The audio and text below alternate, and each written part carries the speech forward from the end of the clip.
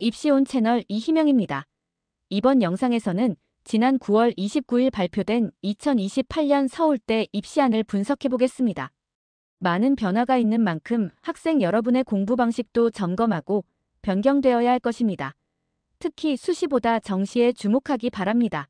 오늘 영상의 자료 출처는 서울대 입학처이고요. 원고 및 영상 제작은 제가 했고 정확한 전달을 위해 AI 음성을 활용하였습니다. 무엇이 달라졌는지 살펴보기 위해 27년 서울대 지역 균형의 특징에 대해 알아보겠습니다. 2027년까지 지역 균형은 한 학교당 2명까지만 지원 가능했습니다. 주로 전교 1등부터 3등 정도의 학생들이 지원합니다. 대학 어디가 사이트에서 공개한 합격생들의 내신 분포는 9등급 기준으로 대략 1.3등급 이내이고 수능 최저가 세계 영역 합이 7 이내입니다. 일부 학생들은 최저를 맞추지 못해 불합격하기도 합니다. 2028년 지역 균형에서는 자사고, 외고, 국제고, 과학고, 영재학교 학생들은 지원할 수 없다고 발표했는데요. 최근 3년간 지역 균형 합격생을 보면 특목고 학생들은 전형 취지에 맞지 않아 선발하지 않았습니다.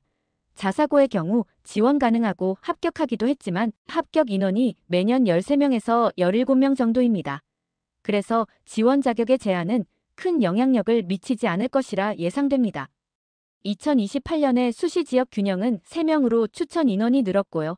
정시의 지역 균형을 폐지하기 때문에 이 인원을 2월한다면 2028년 수시 지역 균형은 650명 이상 선발할 가능성이 있습니다. 수능 최저 폐지로 인한 변화를 말씀드리겠습니다. 26년도 지역 균형 경쟁률은 4.75였는데 수능 최저를 만족하지 못한 학생들도 있으므로 실질 경쟁률은 더 낮습니다. 그러나 수능 최저가 없어지는 2028년도에서는 실질 경쟁률이 높아질 것입니다. 이제 정시에서의 변화를 보겠습니다. 위에 말씀드렸듯이 수시보다는 정시의 변화가 크고 이를 바탕으로 공부 방향을 바꿔야 할 것입니다. 먼저 27년도는 1단계에서 수능 점수로 2배수를 선발했지만 28년도는 3배수를 선발하고요. 27년도는 표준 점수를 사용했지만 28년도는 등급과 백분위를 사용합니다. 그리고 교과 평가가 아닌 교과 역량 평가이고 비중도 20에서 40으로 늘었습니다. 서울대는 단어 하나만 바뀌어도 의미가 있습니다. 교과 평가와 교과 역량 평가는 비슷해 보이지만 차이점이 분명 있습니다. 변경된 평가 항목도 살펴보면 기존의 교과별 뛰어난 역량보다 교과별 역량을 기르기 위한 과정에 대한 언급이 많습니다. 수능은 당일 학업 성취도를 평가하는 반면 교과 역량은 장시간에 걸친 학생의 노력을 평가하겠다는 것입니다. 점수 체계의 변화를 살펴보겠습니다. 기존에는 수학의 가중치가 있고 표준 점수를 반영했기 때문에 수학을 잘하면 다른 영역의 점수가 부족해도 합격 가능성이 있었습니다. 그러나 28년도 정시에서는 1단계에서 모든 영역의 등급을 합산해서 반영하기 때문에 특정 과목보다는 모든 영역의 등급이 골고루 나와야 합니다. 현재 수학에 많이 치중되어 있는 공부를 한다면 과목별 학습량을 조절해야 합니다. 그리고 2단계에서 표준 점수가 아닌 백분위를 반영하는데요. 표준 점수는 매년 과목별 난이도에 의해 변동성이 커 어떤 과목을 잘 보느냐에 따라 유불리가 결정됩니다. 또한 표준 점수의 경우 같은 1등급이어도 8점 차이가 나지만 백분위로 계산하면 2점밖에 차이가 나지 않습니다.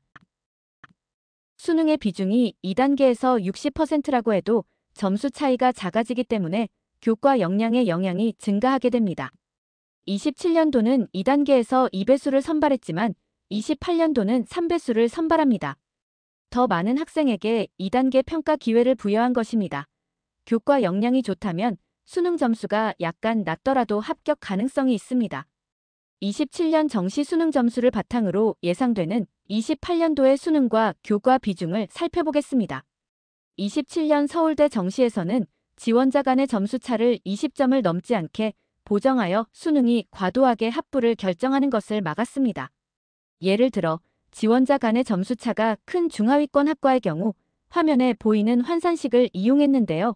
만약 최고점과 가까운 점수의 토끼 학생과 최저점에 가까운 점수의 호랑이 학생의 실제 수능 점수 차는 26점 차이지만 환산 점수를 계산하면 17.34 차이가 되어 줄어들게 됩니다.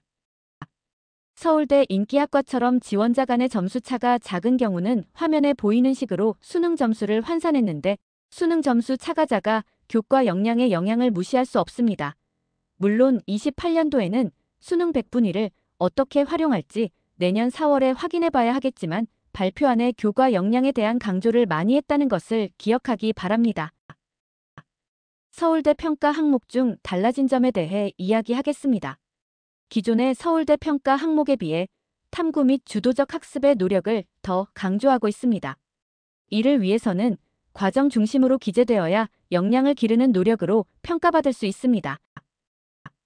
그리고 학생부에는 공부 방식에 대한 학생의 일관된 성향이 드러나야 합니다.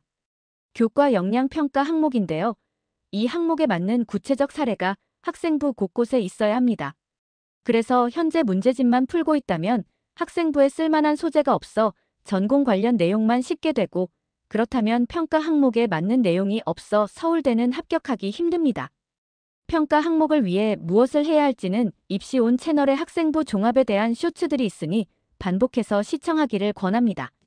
이렇게 해서 28년도 서울대 입시안에 대해 분석해 보았습니다. 이 영상을 본 후 본인이나 자녀분의 과목별 학습 방법을 점검하고 서울대를 목표로 하고 있다면 평가 항목에 맞게 바꿔야 합니다. 이상 입시온 채널 이희명이었습니다.